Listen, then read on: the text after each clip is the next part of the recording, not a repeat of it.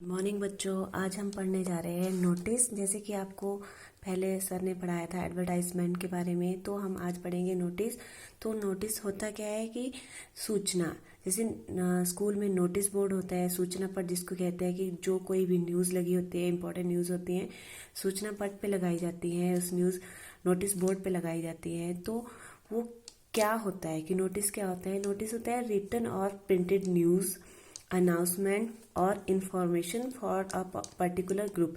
कि नोटिस होता है रिटन में होता है, प्रिंटेड न्यूज़ होती है, अनाउंसमेंट कोई भी घोषणा जैसे होती है अनाउंसमेंट होती है, और कोई इंफॉर्मेशन सूचना होती है किसी पर्टिकुलर ग्रुप के लिए।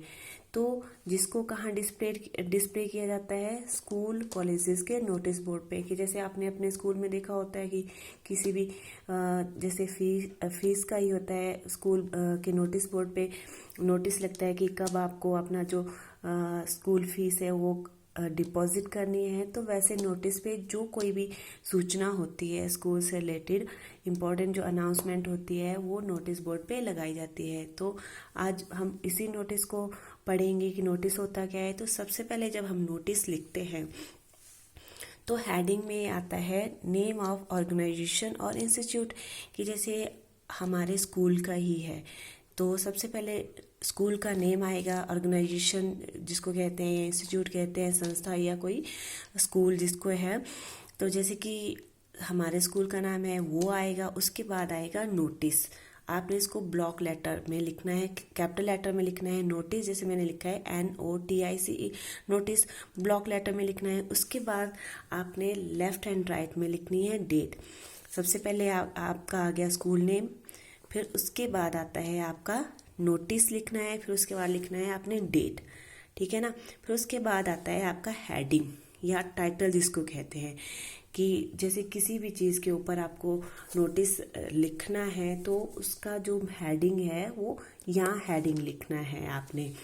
तो हेडिंग के बाद क्या होता है आपका, आता है बॉडी ऑफ नोटिस या कंटेंट जिसको कहते हैं। कि जो जिसके बारे में आपने नोटिस लिखना है, सूचना लिखनी है, उसको कहते हैं बॉडी ऑफ नोटिस और कंटेंट। फिर लास्ट में जब जैसे आपका नोटिस वो ख़त्म हो जाता है तो आपने नेम लिखना है। नेम किसका लिखना है? जो सूचना दे रहा है, जैसे जो नोटिस लिख रहा है उसका नेम लिखना है और डेजिग्नेशन लिखना है, ठीक है।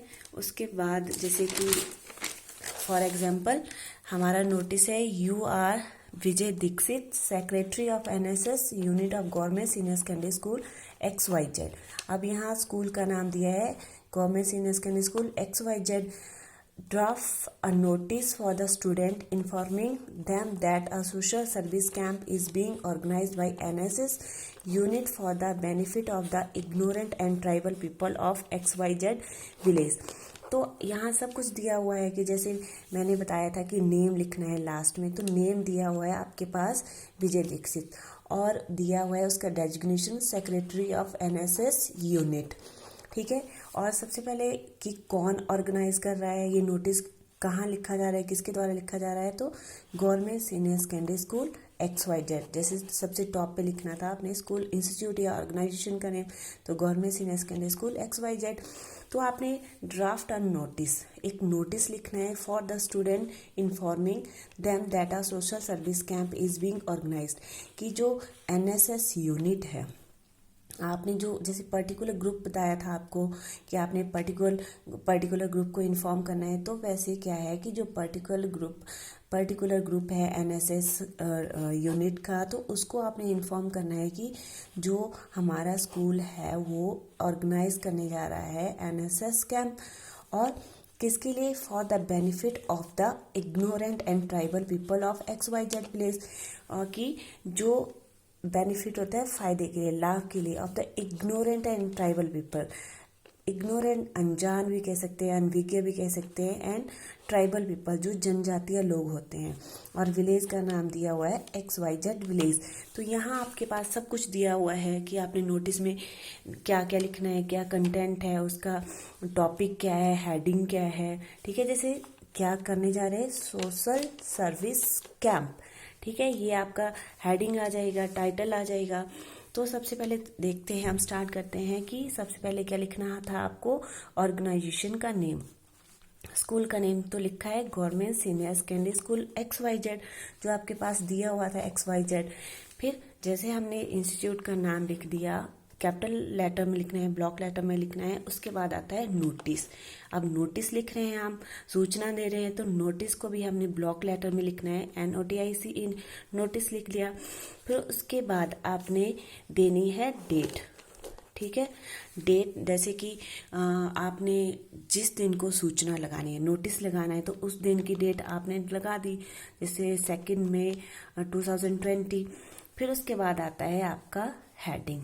क्या था कि आप क्या ऑर्गेनाइज करना है, सोशल सर्विस कैंप, तो आपका आ गया सोशल सर्विस कैंप, आपका हेडिंग आ गया, ठीक है।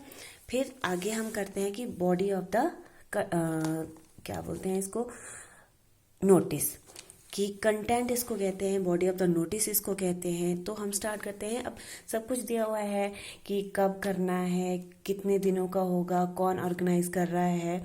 तो देखते हैं। The NSS unit of our school is going to organise a 7-day social service camp, कि जो NSS यूनिट है हमारे स्कूल की, वो 7-डे सोशल सर्विस कैंप ऑर्गेनाइज करने जा रही है, जो स्टार्ट होगा 11 मई टू 17 मई 2020। की कितने दिनों का है, 7 डे का है, 11 तारीख से लेकर 17 तारीख तक होगा। 7-डे कैंप है इन XYZ विलेज, कि जैसे आपके पास दिया गया था विलेज, कि कौन से विलेज में करना है, XYZ विलेज में करना है। तो आप देखना है कि इस NSS कैंप का पर्पस क्या है, उद्देश्य क्या है, क्यों ये ऑर्गेनाइज किया जा रहा है। The purpose of this camp is to work for the benefit of the ignorant and tribal people of the village, कि यहाँ क्वेश्चन में आपको सब कुछ दिया गया है कि किसके लिए ऑर्गेनाइज किया जा रहा है, for the benefit of the ignorant and tribal people of XYZ village. तो यहाँ भी हम क्या लिखेंगे कि इस कैंप का उद्देश्य क्या है, is to work for the benefit of the ignorant and tribal people of the village, की लोगों की भलाई के लिए कैंप ऑर्गेनाइज किए जाते हैं। कि हमने जो भी इग्नोरेंट है, अनजान है, अनविज्ञ जो गांव के लोग हैं, जनजातीय लोग हैं, उनके भले के लिए हमने ये सर्विस कैंप जो है ऑर्गेनाइज करना है।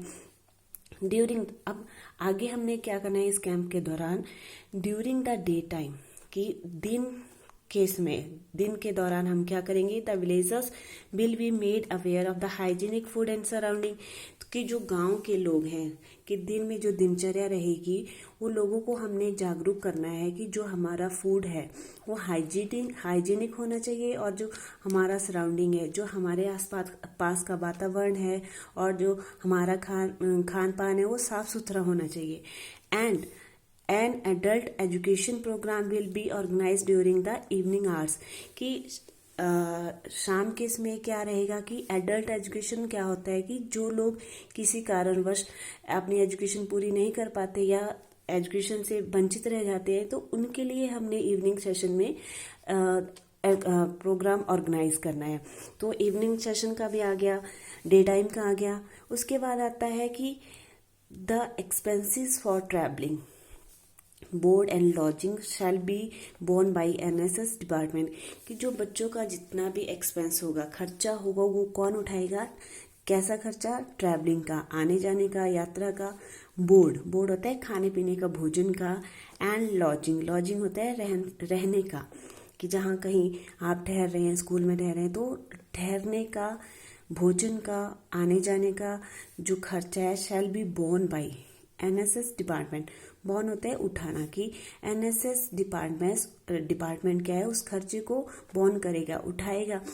The student who want to join this camp, अब क्या है कि जैसे नोटिस लगाया जा रहा है, कि किसके लिए लगाया जा रहा है, स्टूडेंट के लिए, कि जो स्टूडेंट इस कैंप को ज्वाइन करना चाहते हैं should give their names to the undersigned, कि अपने जो नेम्स हैं, नाम है, वो किसको देने हैं, अंडरसाइंड। अब अंडरसाइंड क्या होता है, कि जो नीचे हस्ताक्षर करता है, कि जैसे हमने लास्ट में आपको बताया था कि बॉडी ऑफ द नोटिस के बाद आपने लिखना है नेम, ये आया विजय दीक्षित, जो आपके पास नेम दिया गया था, तो ये अंडरसाइंड है। तो जितने भी आपने नाम है वो किसको देने हैं, अंडरसाइंड को देने हैं, अपने अपने नाम लिख के, कि कौन उस कैंप में जाना चाहता है, उसको ज्वाइन करना चाहता है।